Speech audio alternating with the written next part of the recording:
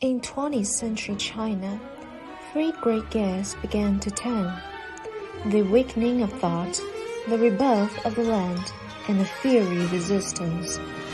Together, they will reshape the fate of a nation. In the 1920s, China's communist movement was born under Soviet guidance. But like trying to plant tropical crops in the Arctic, Moscow's orders often clashed with Chinese reality. In 1934, German advisor Otto Braun insisted on conventional warfare, leading to catastrophic losses. 90% of the Soviet areas fell.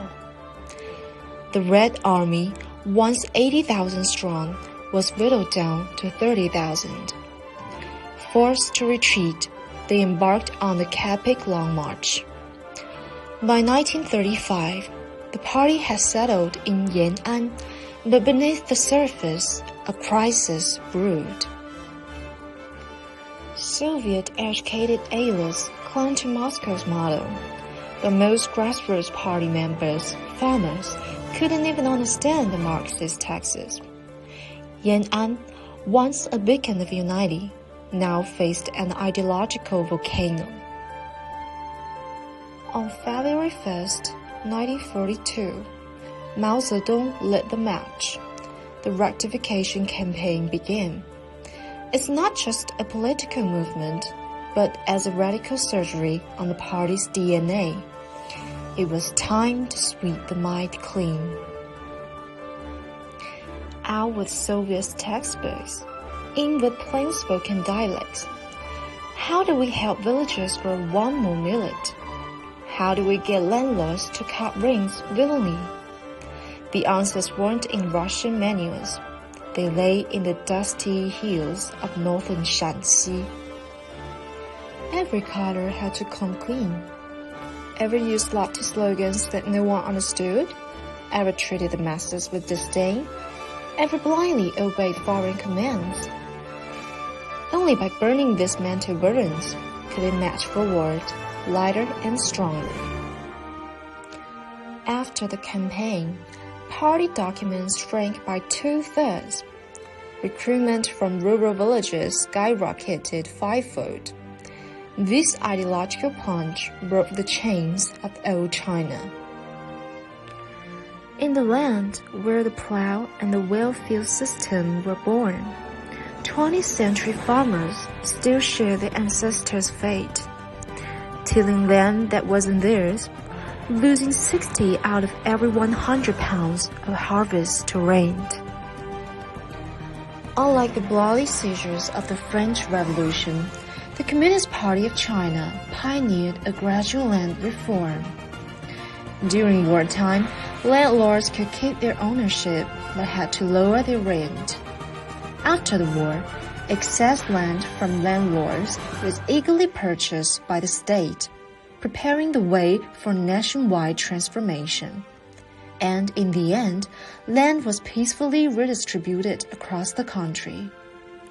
Without shedding blood, China moved from a feudal land system to peasant land ownership. A quiet revolution beneath the surface, reshaping the foundations of rural life. In the 1930s, Japan was like an overheated machine.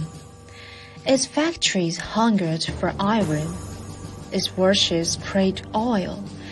And Northeast China had both. As the Great Depression choked foreign supply, invasion became Japan's twisted solution. The national government at Nanking went head-to-head, sending its best troops to Shanghai. However, in just 3 months, 300,000 were dead or wounded. The front lines collapsed. A new formula for war was needed. At the same time, the Communist Party of China found Japan's Achilles heel. The more land Japan occupied, the thinner its forces stretched. So, the Communists drew the enemy into the terrain they knew best. In every village, they mobilized the people. From every mountain, guerrillas rose. They wove a net so dense, the steel ties of invasion sank into it. When war is no longer fought by soldiers alone, but by tens of millions of people, the invader enters a battlefield that never ends.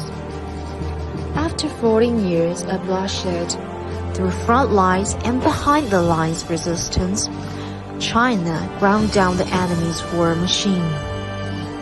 In 1945, alongside the global anti-fascist aliens, the nation emerged victorious, and the dawn of a revival began. The ratification campaign answered, "Who do we fight for?"